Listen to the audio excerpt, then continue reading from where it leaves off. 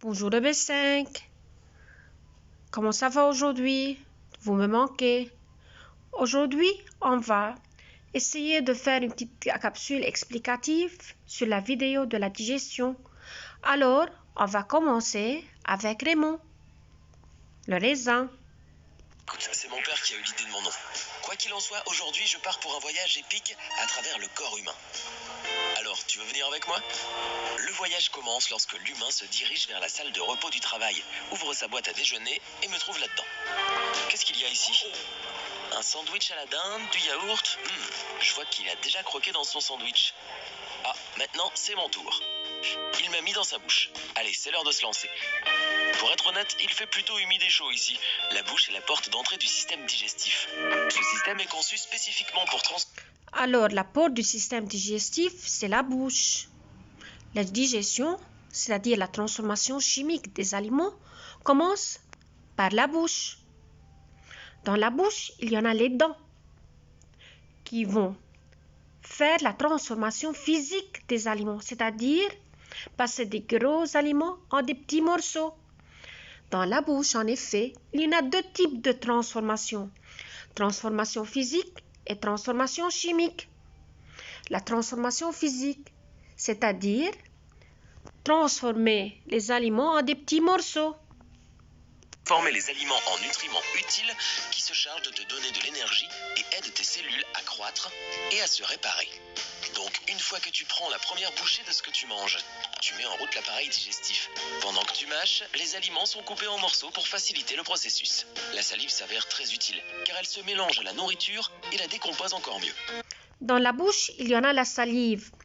La salive est responsable de la transformation chimique des aliments. Elle contient une enzyme bien spécifique qui est responsable de la digestion, de la transformation chimique des aliments. De cette façon, ton estomac n'a pas besoin de digérer des morceaux entiers de nourriture. Et voici un chiffre qui va t'époustoufler. La quantité de salive que tu produis en une année pourrait remplir 2 baignoires de taille moyenne. Presque une piscine pleine de bave. Il pleut vraiment de la salive ici. Berk. Waouh, je ferais mieux de faire attention à ses dents. Je ne voudrais pas finir comme la dinde là-bas. C'est compliqué puisque ce type utilise sa langue pour faire rouler la nourriture dans sa bouche et vers ses dents.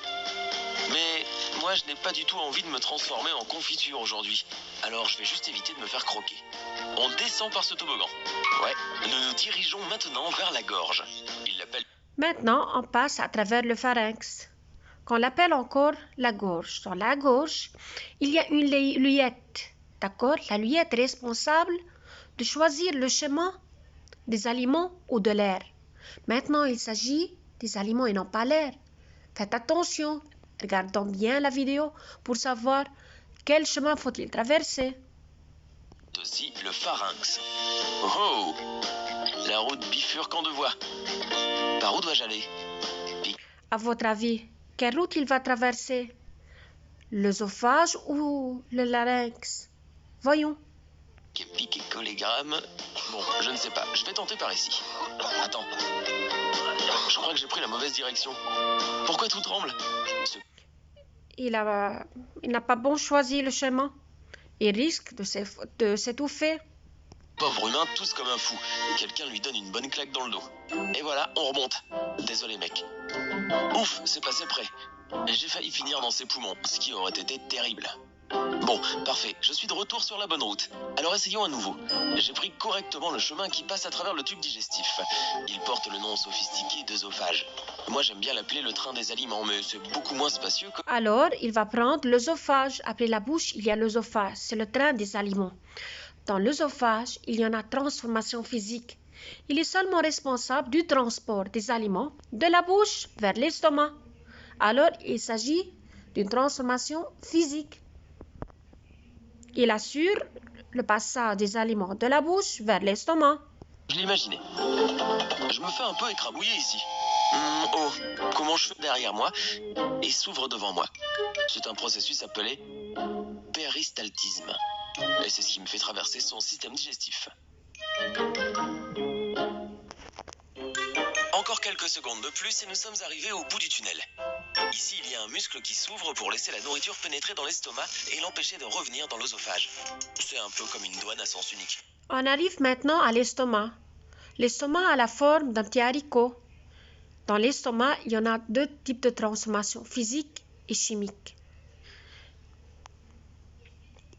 Je ne suis qu'un touriste, laissez-moi entrer. Yes, j'ai traversé la valve et pénétré dans l'estomac. On dirait un sac, tu vois, et laisse-moi voir ces drôles de murs.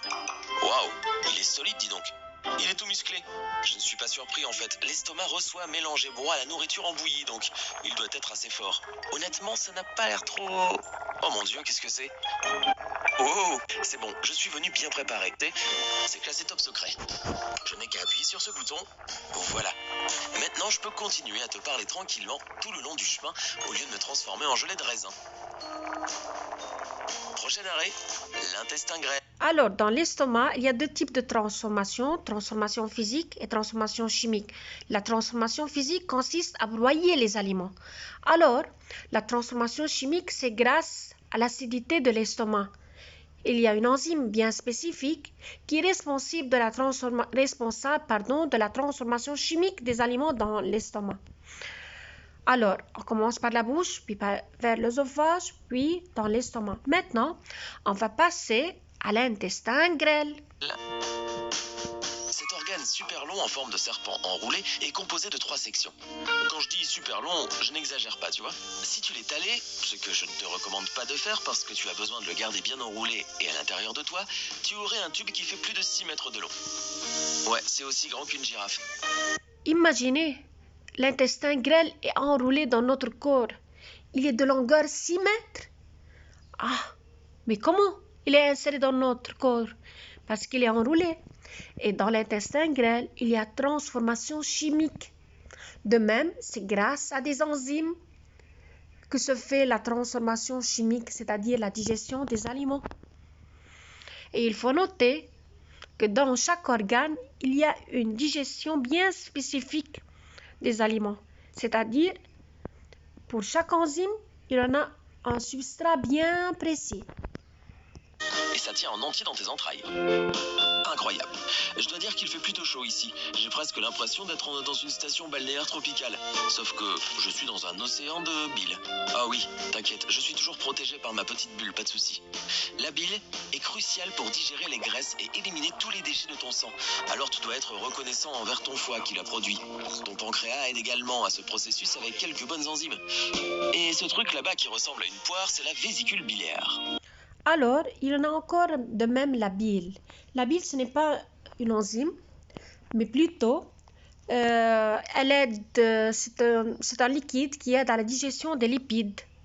Maintenant, après l'intestin grêle, où va passer Raymond, à votre avis? Pousse toujours vers l'avant. On dirait que je suis déjà dans la dernière section de l'intestin grêle et que je passe à l'étape suivante de mon voyage, le gros intestin. Aussi connu sous le nom de côlon, c'est un tube fait avec des muscles qui mesurent de 1... Alors, maintenant, on est dans la dernière section de l'appareil digestif. C'est le gros intestin.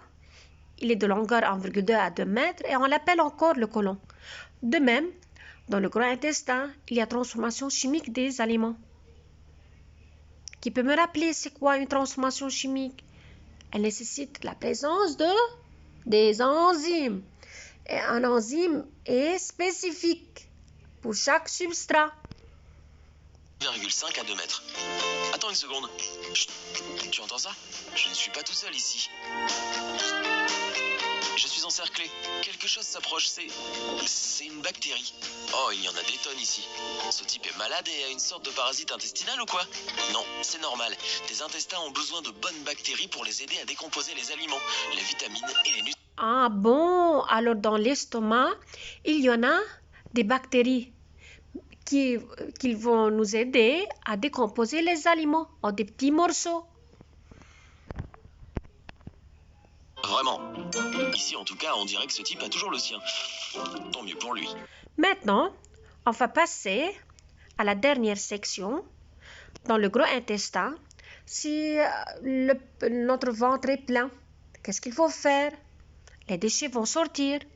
comme celui-ci ou celui-là qui te permettent de savoir quand il y a quelque chose dont tu devrais te débarrasser. Ils envoient un signal au cerveau quand les sels ou les gaz veulent sortir. C'est à peu près à ce moment-là que cette idée surgit dans ton cerveau. Oh, je dois aller aux toilettes. Alors, les aliments sont absorbés par des voies intestinales alors que les déchets sont exécutés de l'organisme à travers le gros intestin. Merci.